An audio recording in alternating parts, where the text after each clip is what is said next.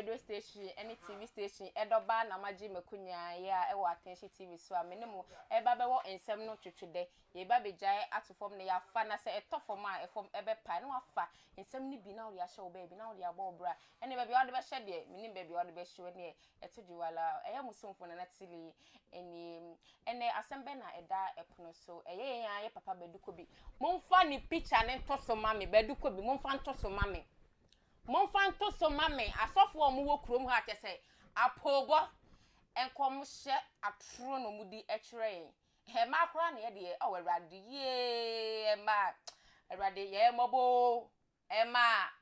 B du Kob ekwan ya ode ma efa so ewo krom ha no emre wa ha no ne yire enya issue bi na obeye ma ewo asante ememu ene muka chen so mbra bontin no mepa acho krampo na wanya kasa etia ma awie minim se ne mana ebi o awo mu na bi okugina ahwa na ono awo na minim se oni oba na wale no na one no ewo ye oba na one ne tena na one ne wo ye ba B du Kob die ene wa amfa se na wa amfa respect bia ama ma B du Kob ewo ekromu ha no chese oni yenya ye maame momfo mienu nyina ntoso ma mon drop yo mienu nyina pese mo mienu nyina wo so omo mienu nyina mon drop ntoso mame ye maame agrada nchese ne yekoso nyina B du Kob enim hu bi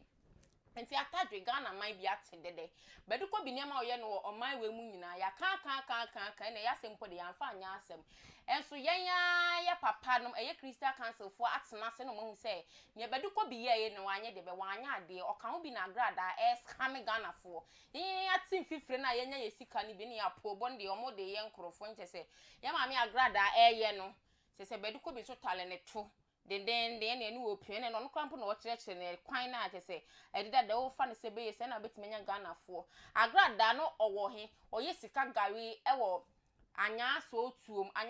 constituency ndi aso bebere so no no de owo he owo so otuom na oye ne nema wo ko ye sika na akoba ne agrada be ma ne boss buru bi om de be buru no wankasa fi okrampo unsi wo bia wo be ba na onni ho fi no mbie kra na ko nkra agrada no be ne nema ho ano aye de watunika no wafiri wonja se ye nyina ne omo odi ye nkrofo nyina ne papa no talechire den ono so eye bi ene yate de Ghana fo ye do ba de ase ese afede ye hu ba bi ensem ne de be efiri ba asofo atrofo e wo krom ha na B du Kob e ka checha stela se onjai bobo so bi anim chastela mame ema history kakra bi brief kakra bi awunim chasto kasa na chastela ho ani aboa be na de chastela onya abo nipa no obo akra ha so folk ni bobo wa mbobo bi em no ko wie no kuma sansa te kotoko ho na nkomhye ne ba ye se oye de be wo nyame oba be preach oye sofo na B du Kob ka chen se won ko no ko ye de won ko te asole no onye nyame aduma B du Kob ende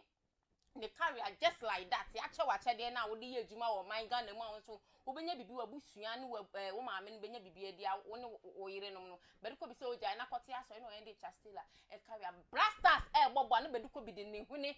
hune ni namu enkom senso minim se ya de no odi o no akoda o na chese wa hu bibi minim de ya B du Kob odi awoda onye no no be fa mic ene na ogira na sole ho ene nyame se mo nka ntre mo se Ghana mo gba win be ye se ne be ko ne akakodi enu gwase mani fi ye no B du Kob mi hu asem a waka ye de be abem na ye de wo problem ma na wo problem na sorry members na omoto wakura minim de nti asila krogusu wo members afi de se yaje ye ni so wo moto enti ye be bia mo members no be kwa ye de be akwa akosom na mo te sofo na ase na so ye Ghana se ya eye mamu ana obi kwoti na nimu fifire nko ye adwuma mbra no mo scam no mo ngi scan no mo fa ko ye ne ombeye nke se ye de ye na mo fom na mo de mo te de be mo te ponko so mo te kalgu eh ede na ekoso ewo my Ghana mu ene ye damase Christian Council for papa nyame enhira mo Ghana for se me kan kire mo se nyame onhira mo me fa attention TV so kan kire mo se decision na mo make ye na ma to B du Kob asole nu nyame onhira mo so for de ne hoji politics mu NDC NPP we be wi ni so for de oye se be kasa wani mu akola bi asole ani ope na waka atro ba wo ti wa so dem na afa Bible na wo kan nyame asem na wo kire mo preach for salvation ho enu na mu preach enye we aye se ene me ka tro ne we bewu ene Ghana ba na e ba betro ne NDC be fa ene MPP be fa so for ye politics so for we ye politics aye dey preach salvation we na de nkwaje be de be brew enye we na e ba abesi enye ntro nkom hye ene o man Ghana ye hia nkoso nkom hye wo tena tena wo bom paye munye se na mu de yi nku aza nku ena mu di kunye e wo man Ghana mu ye maame so agrada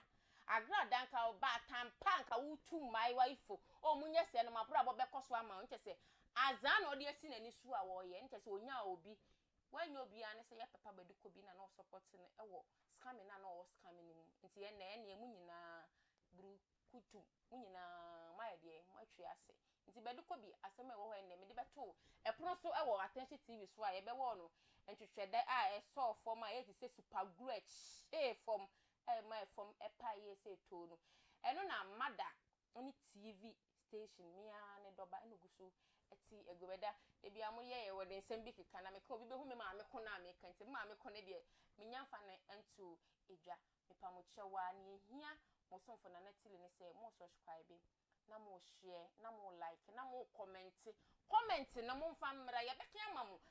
ni asema mbeka ifriga na fo no ma babeka obi bia pese ye kafa hu bia mo do drop na musu engusu Attention TV so pe na obetime da mase da se ne yesan ebehia ne ye betofo mbia no ye mfa enka mo e wo Attention TV so makramo